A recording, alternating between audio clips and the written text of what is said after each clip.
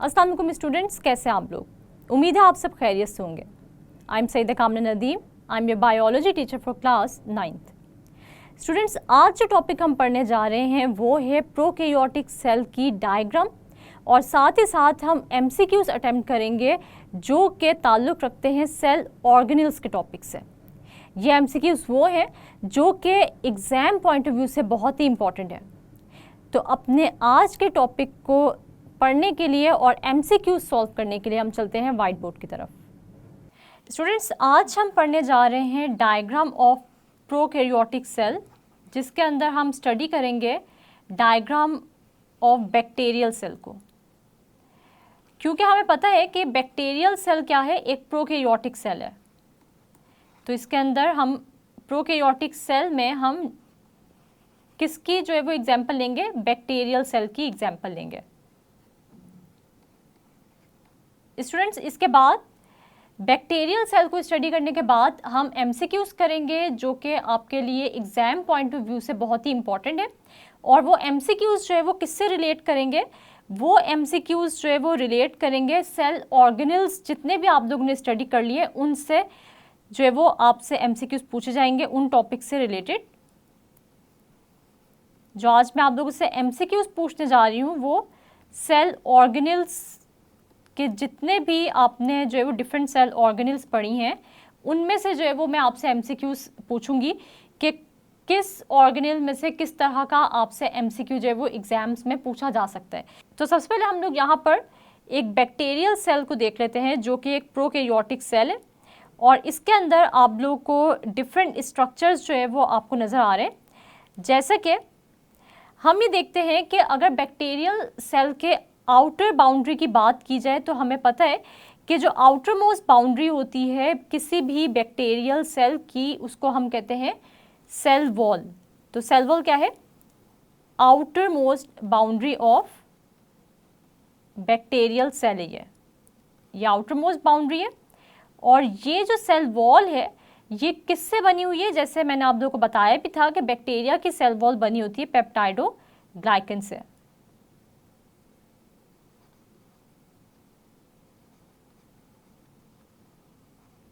इसके बाद स्टूडेंट्स हम देखते हैं कि आपको यहाँ पर जो है वो राइबोसोम्स नज़र आ रहे हैं। ये ग्रैन्युलर स्ट्रक्चर्स हैं जो कि आपको कहाँ पर नज़र आ रहे हैं, एक फ्लूइड लाइक मटेरियल में नज़र आएंगे।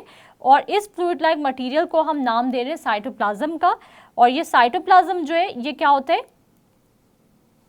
ये एक सेमी विस्कस और सेमी ट्रांसपेरेंट सब्सटेंस होता है। Semi viscous and semi transparent substance होता है ये, जिसके अंदर आप लोगों को यहाँ पर ये ग्रैन्युलर स्ट्रक्चर्स नज़र आ रहे हैं और इनको हम लोग नाम दे रहे हैं राइबोसोम्स का। तो स्टूडेंट्स, आप लोगों को पता है कि इस बैक्टीरियल सेल में भी राइबोसोम का जो है वो क्या फंक्शन है, राइबोसोम का क्योंकि फंक्शन होता है प्रोटीन बनाना, तो इस यहाँ पर बैक्टीरियल सेल में भी इन राइबोसोम्स का फंक्शन है प्रोटीन सिंथेसिस करना। तो सबसे पहले हमने देखा कि आउटर मोस्ट बाउंड्री हमारे पास जो बैक्टीरियल सेल की होती है वो क्या होती है, सेल वॉल होती है जो कि बनी होती है पेप्टाइडोग्लाइकन से। स्टूडेंट्स, फिर हमने देखा कि बैक्टीरियल सेल के अंदर भी एक सेमी विस्कस और सेमी ट्रांसपेरेंट सब्सटेंस प्रेजेंट होता है जिसको हम लोग नाम देते हैं साइटोप्लाज्म का। इस साइटोप्लाज्म में आप लोगों को कुछ ग्रेन लाइक स्ट्रक्चर्स नज़र आ रहे हैं जिनको कि हम लोग नाम दे रहे हैं राइबोसोम्स का। और ये राइबोसोम्स क्या करते हैं, ये प्रोटीन को सिंथेसाइज करते हैं या प्रोटीन बनाने में हेल्प करते हैं। इसके बाद स्टूडेंट्स, आप लोगों को यहाँ पे ये स्ट्रक्चर कुछ ये थिन थ्रेड लाइक स्ट्रक्चर्स नज़र आ रहे हैं जिनको हम लोग नाम दे रहे हैं पिलाए का। और ये किसी भी बैक्टीरियल सेल की दूसरे बैक्टीरियल सेल के साथ अटैचमेंट कराने में हेल्प करते हैं।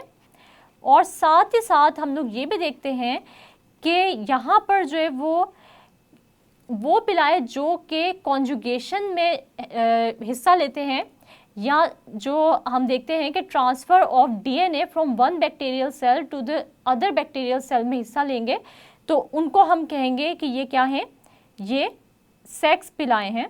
यानी वो पिलाए जो कि क्या करते हैं, DNA के ट्रांसफ़र करते हैं from one bacterial cell to the other bacterial cell. तो उसको हम कहेंगे कि ये क्या है, ये कॉन्जुगेटिव पिलाएं हैं। तो हम ये देखते हैं कि यहाँ पर जो पिलाएं आप लोगों को यहाँ पर नज़र आ रहे हैं, ये थ्रेड लाइक स्ट्रक्चर्स जो आप लोग को इस बैक्टीरियल सेल की सरफेस पर नज़र आ रहे हैं, ये किसी भी बैक्टीरिया को किसी और बैक्टीरिया की सेल की सरफेस पर अटैचमेंट के लिए भी यूज़ होते हैं। साथ ही साथ हम लोग ये देखते हैं कि कोई भी सेल जहाँ पर बैक्टीरिया ने अटैच होने हैं तो ये पिलाए यूज़ होंगे। साथ ही साथ हम लोग ये भी देखते हैं कि हम लोगों को जो है वो कुछ ऐसे पिलाए भी नज़र आते हैं जो कि कॉन्जुगेशन के प्रोसेस में हिस्सा लेते हैं, और ये जो है वो क्या करते हैं कि एक बैक्टीरियल सेल से दूसरे बैक्टीरियल सेल में जो है वो डीएनए की ट्रांसफ़र करते हैं। इसके बाद स्टूडेंट्स हम देखते हैं कि ये जो आउटर कवरिंग है इसके अंदर भी आपको ये एक बाउंड्री नज़र आ रही है, जिसको हम लोग क्या नाम दे रहे हैं, इस बाउंड्री को हम लोग नाम दे रहे हैं प्लाज्मा मेम्ब्रेन का, और इस प्लाज्मा मेम्ब्रेन को हम सेल मेम्ब्रेन भी कहते हैं।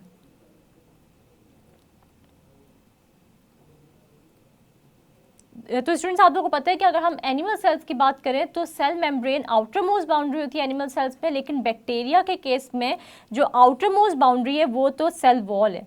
लेकिन इस सेल वॉल के अंदर एक और हम लोग को मेम्ब्रेन नज़र आ रही है जिसको हम लोग कह रहे हैं सेल मेम्ब्रेन या प्लाज्मा मेम्ब्रेन। इसके बाद स्टूडेंट्स अगर हम यहाँ पर ये कॉइल्ड स्ट्रक्चर देखें जो आपको दरमियान में नज़र भी आ रहा है, इस कॉइल्ड स्ट्रक्चर को हम कह रहे हैं कि ये इस बैक्टीरिया का जेनेटिक मटेरियल है जो कि है डीएनए, और हम देखते हैं कि ये डीएनए जो है वो इस साइटोप्लाज्म में फ्रीली जो है वो प्रेजेंट है, और इसको हम लोग नाम दे रहे हैं न्यूक्लियोइड का। वो रीजन जहाँ पर ये आपको डीएनए साइटोप्लाज्म में नज़र आ रहे हैं, इस रीजन को हम लोग नाम क्या दे रहे हैं, न्यूक्लियोइड का नाम दे रहे हैं। इसके बाद आप लोगों को एक और स्ट्रक्चर नज़र आ रहा है जो कि सेल वॉल से बाहर एक और एडिशनल कवरिंग है जो कि है कैप्सूल। तो कैप्सूल हम कहते हैं कि ये एक एडिशनल कवरिंग है जो कि सेल वॉल को कवर करती है। तो ये एक एडिशनल कवरिंग होती है बैक्टीरियल सेल में, और कहाँ पे ये प्रेजेंट होती है, outside the cell wall, cell wall के जो ये बाहर प्रेजेंट होगी।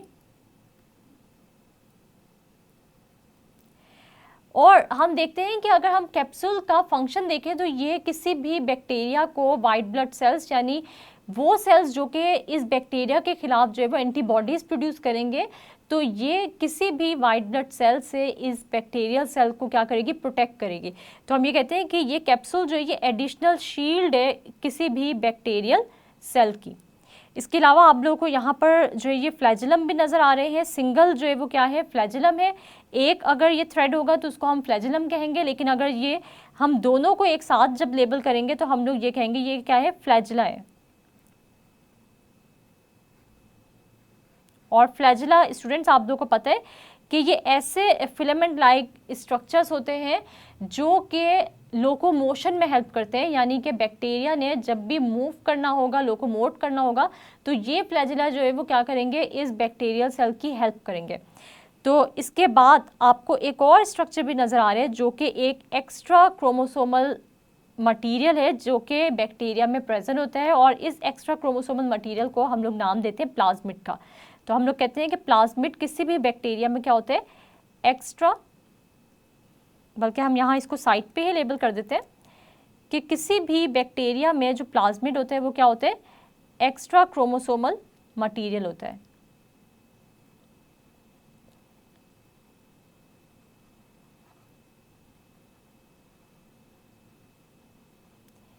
एक तो आपको ये डीएनए नज़र आ रहा है, ये जेनेटिक मटेरियल है, ठीक है, लेकिन हम ये देखते हैं कि एक और जो आपको नज़र आएगा बैक्टीरियल सेल में जो स्पेशलिटी होती है वो ये होती है कि इसके अंदर एक एक्स्ट्रा क्रोमोसोमल मटेरियल भी होता है जिसको हम कहते हैं प्लाज्मिड, ठीक है।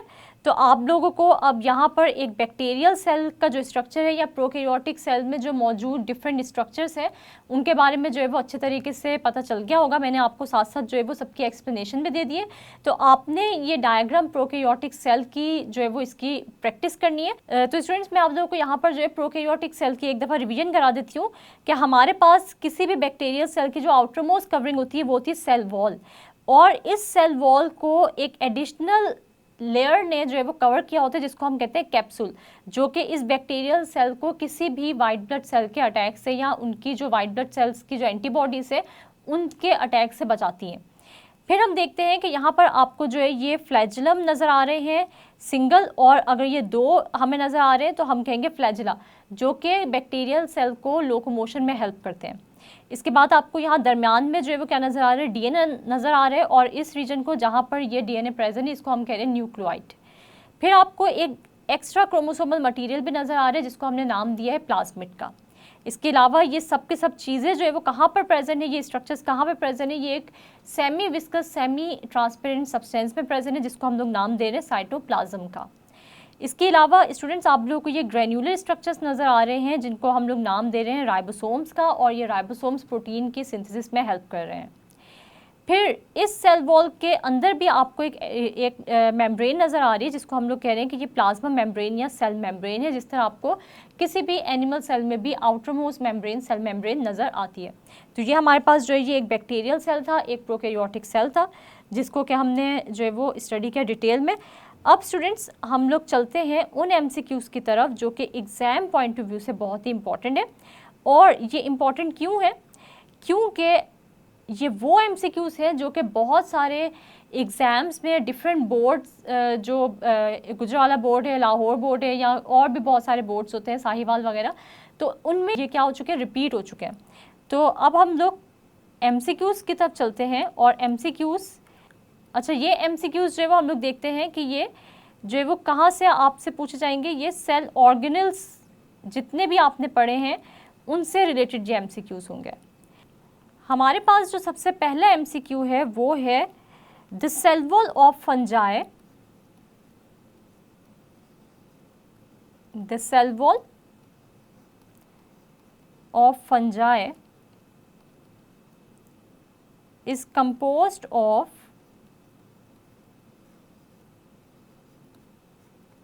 आपको जो है वो कुछ ऑप्शंस नीचे दिए जाएंगे जिनमें से आपने ये बताने कि कौन सा केमिकल कंपाउंड है जो कि फंगल सेल वॉल में प्रेजेंट होता है। तो हम लोग देख लेते हैं कि हमारे पास जो ए ऑप्शन है वो है सेलुलोज, बी ऑप्शन है हमारे पास काइटिन, सी ऑप्शन है हमारे पास पेप्टाइडोग्लाइकिन,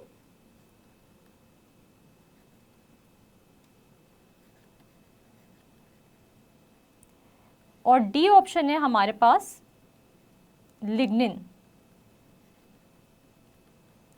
स्टूडेंट्स आपने इनमें से जो करेक्ट ऑप्शन है उसको अपने जहन में जो है वो आप लाएं कि कौन सा केमिकल कंपाउंड है जो कि फंगस की सेल वॉल को बनाते हैं, और आपने जो है वो क्या करना है कि इन MCQs को साथ साथ जो है वो नोट करते जाए अपने रजिस्टर पे, और आपने करेक्ट आंसर को जो है वो क्या करना है, एनसर्कल करना है।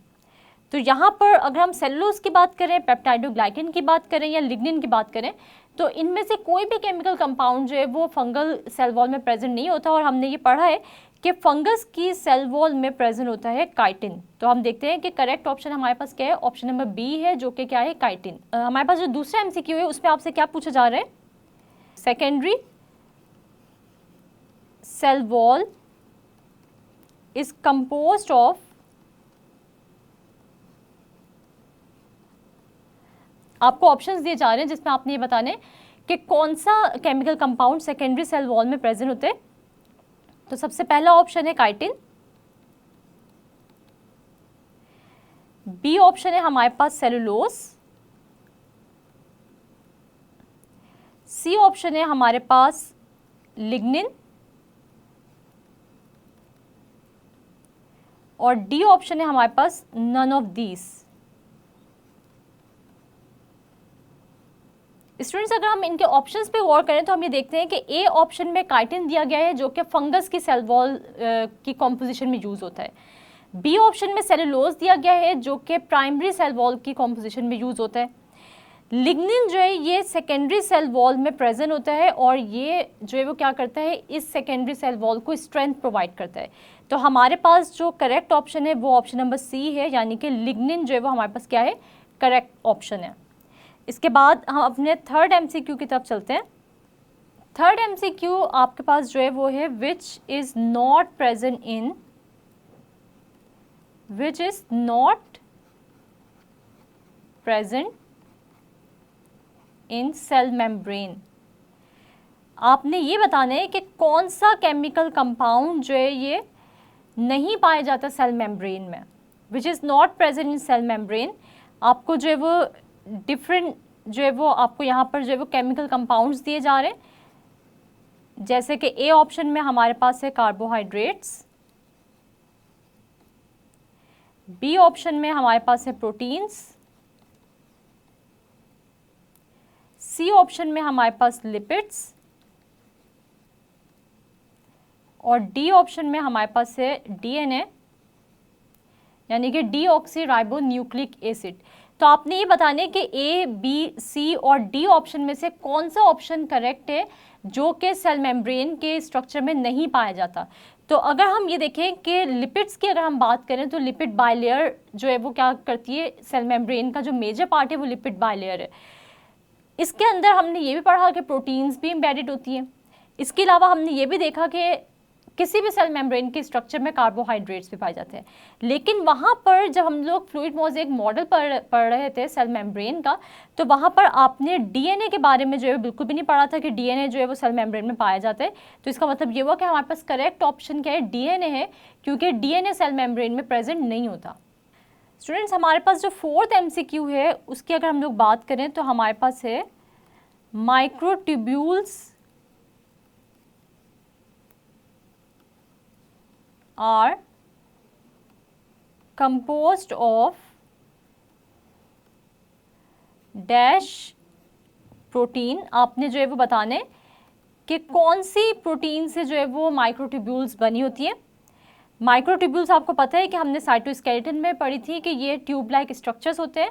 तो माइक्रोट्यूब्यूल्स जो है वो कौन से प्रोटीन से बने होते हैं?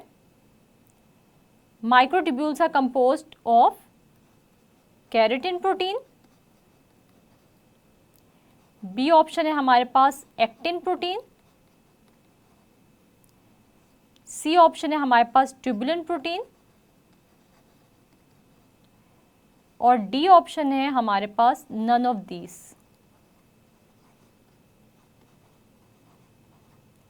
तो स्टूडेंट्स, अगर आप लोगों को याद हो कि माइक्रोट्यूब्यूल्स जब हमने पढ़े थे साइटोस्केलेटन में कि ये कैसे स्ट्रक्चर्स होते हैं, तो ये माइक्रोट्यूब्यूल्स जो है ये ट्यूब लाइक होते हैं। साइटोस्केलेटन का टॉपिक हम लोग ने पढ़ा था, तो वहाँ पर हम लोग ने पढ़ा था कि microtubules are composed of tubulin protein. तो इसका मतलब ये हुआ कि हमारे पास ए ऑप्शन जो कि केराटिन प्रोटीन है, बी ऑप्शन जो कि एक्टिन प्रोटीन है, या डी ऑप्शन जो है वो हमारे पास इनकरेक्ट है। हमारे पास जो करेक्ट ऑप्शन है वो है सी ऑप्शन यानी कि ट्यूबुलिन प्रोटीन। तो माइक्रोट्यूब्यूल्स जो है वो कौन से प्रोटीन से बनी होती है? ये बनी होती है ट्यूबुलिन प्रोटीन से। इसके बाद हमारे पास जो हमारा 5th MCQ है उसकी तरफ हम चलते हैं, और उसमें आपसे जो है वो एक और ऑर्गेनेल के बारे में जो है पूछा जा रहा है। Which organelle is involved in protein synthesis? आपने ये बताना है कि कौन सा ऑर्गेनेल है जो कि प्रोटीन सिंथेसिस में इन्वॉल्व है। विच ऑर्गेनेल इज इन्वॉल्व्ड इन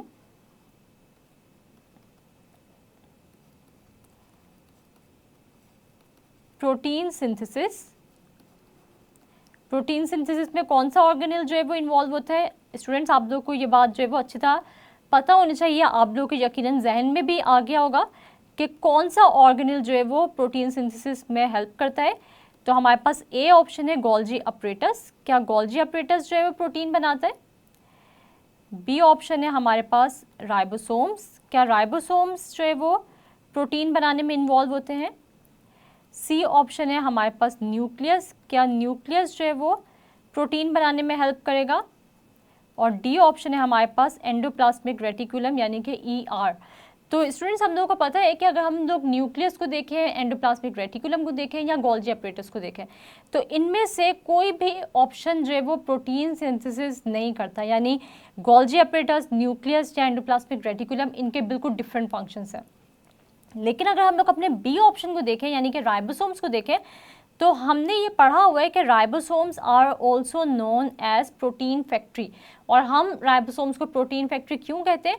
क्योंकि ये राइबोसोम्स जो है प्रोटीन बनाने में क्या करते हैं? हेल्प करते हैं या इन्वॉल्व होते हैं। तो हमारे पास बी ऑप्शन यानी कि राइबोसोम्स जो है वो हमारे पास क्या है? करेक्ट ऑप्शन है। इसके बाद हम लोग जो है वो अपने सिक्स्थ एमसीक्यू की तरफ चलते हैं। सिक्स्थ एमसीक्यू की अगर मैं बात करूं तो इसमें आपसे क्या पूछा जा रहा है, इसमें आपसे ये पूछा जा रहा है which organelle is known as power house of cell. Which organelle is known as power house of cell.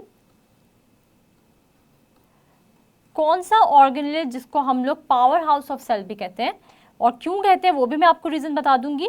सबसे पहले हम इनके ऑप्शंस देख लेते हैं कि ए ऑप्शन में हमारे पास है न्यूक्लियस, बी ऑप्शन में है हमारे पास गोल्जी अपरेटस जिसको हम लोग गोल्जी कॉम्प्लेक्स भी कहते हैं, सी ऑप्शन में है हमारे पास माइटोकॉन्ड्रिया, और अगर सिंगुलर की बात करें तो हम माइटोकॉन्ड्रियन कहते हैं, डी ऑप्शन में है हमारे पास राइबोसोम्स। तो आप लोगों ने जो है ये बताना है कि इनमें से कौन सा ऑर्गेनेल ऐसा है जो कि पावर हाउस ऑफ सेल कहलाते हैं। तो स्टूडेंट्स हमें पता है कि माइटोकॉन्ड्रिया के बारे में हमने जब पढ़ा था तो हमने ये देखा था कि ये सेलुलर रेस्पिरेशन करता है, यानी सेलुलर रेस्पिरेशन में इन्वॉल्व होता है। और सेलुलर रेस्पिरेशन ऐसा प्रोसेस है जिसके अंदर फूड की ब्रेकडाउन होती है with the help of oxygen और एनर्जी रिलीज होती है in the form of ATP. इसीलिए क्योंकि माइटोकॉन्ड्रिया सेलुलर रेस्पिरेशन में इन्वॉल्व होता है, एटीपी जनरेशन में इन्वॉल्व होता है, यानी एनर्जी जनरेट करने में हेल्प करता है, इसलिए हम लोग माइटोकॉन्ड्रिया को कहते हैं कि ये सेल का पावर हाउस है। यानी ये एक ऐसा सब सेलुलर स्ट्रक्चर है, ये एक ऐसा ऑर्गेनेल है जो कि इन्वॉल्व होता है एनर्जी जनरेशन में, यानी एनर्जी प्रोड्यूस कराने में, जिसलिए हम कहते हैं कि ये पावर हाउस है सेल का। बाकी न्यूक्लियस, गोल्जी कॉम्प्लेक्स या गोल्जी अपरेटस जिसको हम कहते हैं, राइबोसोम्स, ये सब के सब ऑर्गेनेल्स जो है वो इनके डिफरेंट फंक्शंस हैं। इनमें से कोई भी जो ऑर्गेनेल है वो पावर हाउस सेल का नहीं कहला सकता क्योंकि ये एनर्जी जनरेशन में हेल्प नहीं करते। इसके बाद स्टूडेंट्स हमारे पास 7th एमसीक्यू है, और 7th एमसीक्यू में मैं आपसे क्या पूछने जा रही हूँ, ये एमसीक्यू भी आपके लिए इम्पॉर्टेंट है बोर्ड पॉइंट ऑफ व्यू से, एग्जाम पॉइंट ऑफ व्यू से, क्योंकि ये वही एमसीक्यूज हैं जो कि आपके किसी ना किसी बोर्ड एग्जाम में रिपीट हो चुके हैं। इसके बाद स्टूडेंट्स हम लोग ये देखते हैं microtubules are involved in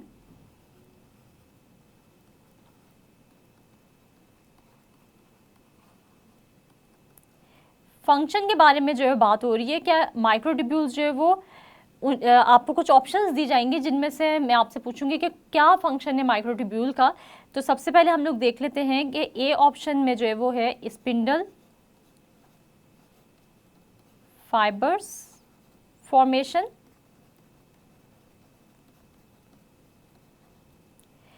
B option है सीलिया, यानी सीलिया की ये फॉर्मेशन करता है, सी ऑप्शन है हमारे पास फ्लैजिला के ये स्ट्रक्चर में इन्वॉल्व होता है, और डी ऑप्शन है हमारे पास ऑल ऑफ दीज। तो स्टूडेंट्स अगर हम लोग माइक्रोट्यूब्यूल्स को एक दफ़ा रिकॉल करें और आप अगर माइक्रोट्यूब्यूल्स यानी साइटोस्केलेटन का टॉपिक एक दफ़ा रिवाइज करें तो आप लोगों को वहाँ पर माइक्रोट्यूब्यूल्स के डिफरेंट फंक्शंस जो है वो रिवाइज करने का मौका मिलेगा, और आपको पता चलेगा कि माइक्रोट्यूब्यूल्स जो है वो स्पिंडल फाइबर बनाने में भी इन्वॉल्व होते हैं। इसके अलावा हम देखते हैं कि माइक्रोट्यूब्यूल्स सीलिया और फ्लैजिला भी बनाते हैं।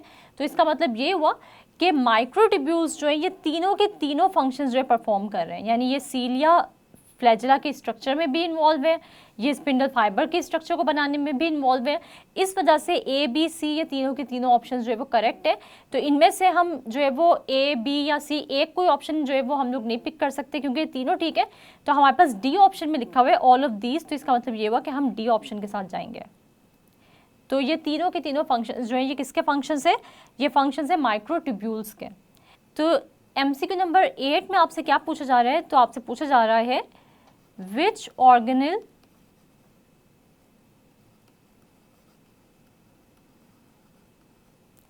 हैज़ इट्स ओन डीएनए, यानी इनमें से आपने जो नीचे आपको ऑप्शंस दी जाएंगी उनमें से आपने ये देखना है कि कौन सा ऑर्गेनेल ऐसा है जिसका कि अपना डीएनए होता है। तो आपके पास जो पहला ऑप्शन है वो है गोल्जी अपरेटस,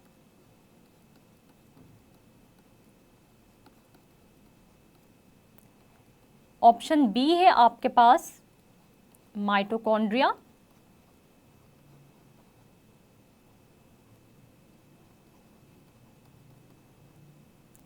सी ऑप्शन है हमारे पास लाइजोसोम्स,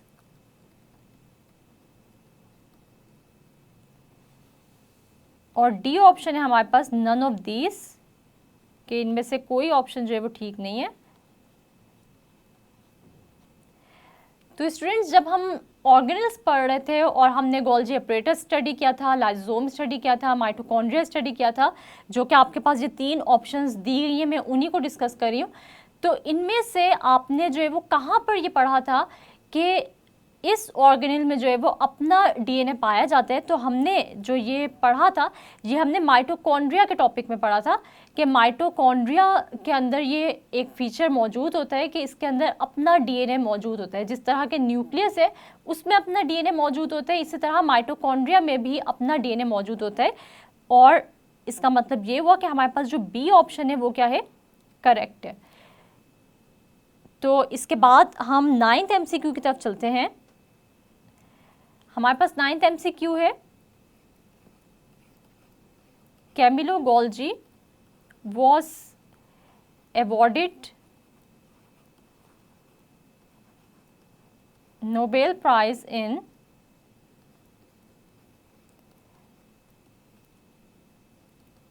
आपको जो है वो क्या दिया जाएगा, आपको ईयर्स दिए जाएंगे और आपने ये बताने कि कैमिलो गोल्जी को कब नोबेल प्राइज़ जो है वो उससे नवाजा गया था।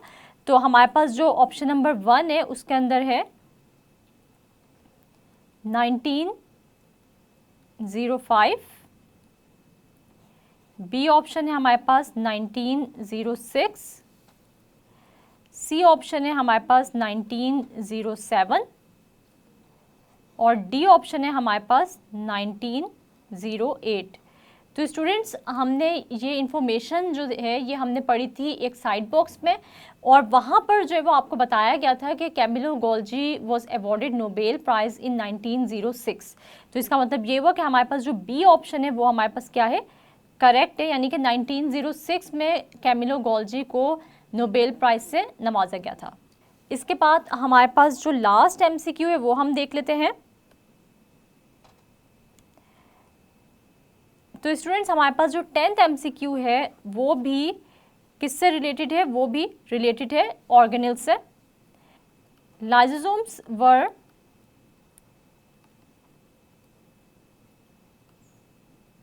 डिस्कवर्ड बाय, आपने यहाँ पर जो है वो साइंटिस्ट का नेम बताना है कि किसने लाइसोसोम को जो है वो डिस्कवर किया था सेल में। तो हमारे पास जो है वो डिफरेंट यहाँ पर साइंटिस्ट के नेम्स हैं, जैसे हम देखते हैं कैमिलो गोल्जी ए ऑप्शन है हमारे पास, बी ऑप्शन है हमारे पास रॉबर्ट हुक,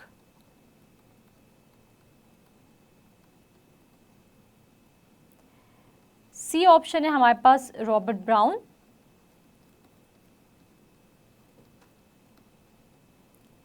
और डी ऑप्शन है हमारे पास नन ऑफ दीज, कि इनमें से कोई भी जो है वो साइंटिस्ट नहीं है जिसने कि लाइसोसोम को डिस्कवर किया था। तो स्टूडेंट्स, अगर हम कैमिलो गोल्जी की कंट्रीब्यूशन की बात करें तो इसने गोल्जी अपरेटस के बारे में आपको बताया था, गोल्जी अपरेटस को डिस्कवर किया था। रॉबर्ट हुक और रॉबर्ट ब्राउन के बारे में हमने पढ़ा हुआ है कि रॉबर्ट हुक ने जो है वो सबसे पहले जो है वो क्या किया था, कॉर्क को स्टडी किया, एग्जामिन किया माइक्रोस्कोप के नीचे, और रॉबर्ट हुक ने जो है फिर बताया कि कुछ कंपार्टमेंट्स उसको नजर आए जिसको उसने सेलुली का नाम दिया था, और बाद में जो है वो हमें पता चला कि ये सेल्स हैं। इसके अलावा रॉबर्ट ब्राउन की अगर हम लोग बात करें, ऑप्शन सी की बात करें, तो रॉबर्ट ब्राउन ने न्यूक्लियस को डिस्कवर किया था सेल में। तो इनमें से कोई भी ऐसा साइंटिस्ट नहीं है जिसने कि लाइसोसोम्स को डिस्कवर किया हो, क्योंकि हमें पता है कि lysosome were discovered by Christian Rene de Duve. तो यहाँ पर वो ऑप्शन मौजूद नहीं है। तो हमारे पास जो करेक्ट ऑप्शन है वो है ऑप्शन नंबर डी, यानी कि नन ऑफ दीज। तो हम ऑप्शन नंबर डी को जो है वो क्या कर देंगे, एनसर्कल कर देंगे। स्टूडेंट्स, यहाँ पर हमने देखे MCQs और साथ ही साथ जो है वो हमने जो है वो एक डायग्राम देखी जो कि बैक्टीरियल सेल की थी, यानी कि प्रोकैरियोटिक सेल की थी, और मैंने आपको जो है वो उस डायग्राम को डिटेल में जो है वो एक्सप्लेन भी किया। ये डायग्राम आपकी बुक में गिवन है, प्रोकैरियोटिक सेल की यानी कि एक बैक्टीरियल सेल की ये डायग्राम जो है वो आपकी बुक में भी गिवन है। आपने इस डायग्राम की प्रेपरेशन करनी है। और आज की जो एक्टिविटी है आपके लिए वो क्या है, आपके लिए आज की एक्टिविटी ये है कि आपसे जो मैंने एमसीक्यूज़ पूछे और जो डायग्राम मैंने आप लोगों को एक्सप्लेन की है प्रोकैरियोटिक सेल की, आपने इन दोनों की रिटन प्रैक्टिस करनी है। डायग्राम आपने ड्रॉ करनी है पेन से और आपने एमसीक्यूज़ पहले जो है वो ये सेल ऑर्गेनेल्स के टॉपिक्स जितने भी हैं आपने इनको प्रिपेयर करना है, रिवाइज करना है और फिर आपने इन एमसीक्यूज़ के आंसर्स को एनसर्कल करना है। और फिर इससे आपको ये पता चलेगा कि कितने % आपकी प्रिपरेशन होगी सेल ऑर्गेनेल्स की। ये वो एमसीक्यूज़ है जो कि एग्ज़ाम्स में जो है वो पूछे जा चुके हैं। जब आप पास पेपर्स उठाएंगे तो ये एमसीक्यूज़ आप लोगों को यकीनन नज़र आएंगे, तो आपने इनकी रिटन प्रैक्टिस ज़रूर कर लेनी है। जी स्टूडेंट्स, तो आज हमने देखी प्रोकैरियोटिक सेल की डायग्राम और साथ ही साथ हमने एमसीक्यूज़ भी अटैम्प्ट किए जो कि सेल ऑर्गेनेल्स से ताल्लुक़ रखते हैं। स्टूडेंट्स, आपके लिए एक्टिविटी है कि आपने सेल ऑर्गेनेल्स के टॉपिक्स को अच्छे तरीके से प्रिपेयर करना है, रिवाइज करना है और फिर आपने इन एमसीक्यूज़ की रिटन प्रैक्टिस करनी है। साथ ही साथ आपने बैक्टीरियल सेल की डायग्राम यानी प्रोकैरियोटिक सेल की डायग्राम ड्रॉ भी करनी है पेन से। मुझे उम्मीद है आज के लेक्चर की आपको अच्छे से समझ आ गई होगी। नेक्स्ट लेक्चर तक के लिए अपना बहुत सारा ख्याल रखिएगा और मुझे दुआओं में याद रखिएगा। अल्लाह हाफिज़।